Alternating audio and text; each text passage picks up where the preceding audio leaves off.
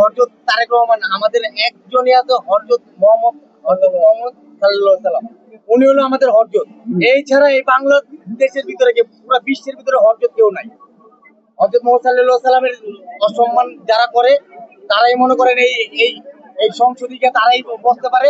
যারা যারা মনে করেন বাংলাদেশের জনগণকে আপনার করে তারাই মনে করেন ওই সংসদে গিয়ে বসে। ওই সংসদে কারা বসছে? আমার মতো রিক্সাওয়ালা সংসদে গিয়ে বসতে পারে না। কারা বসছে? ঋণ খেলাপিরা বসছে। যারা ঋণ খেলাপিরা বসছে, আজকে দেখেন আজকে কত কোটি টাকা ঋণ হয়েছে। এই ঋণ কাদের উপর দিয়ে উঠাবে? এই ঋণ আমাদের মাথার উপর দিয়ে উঠাবে জনগণের সব মাথার উপর দিয়ে উঠাবে।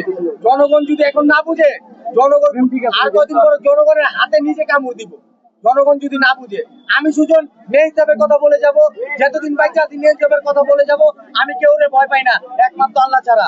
আমার বাংলাদেশের ভিতর কোনো বেশিরভাগ থাকবে না। আর আওয়ামী লীগকে বলতে চাই, তোমরা যারা যারা অনলাইনে কি করতেছো, কোনোদিন আওয়ামী লীগ আর আসবে না।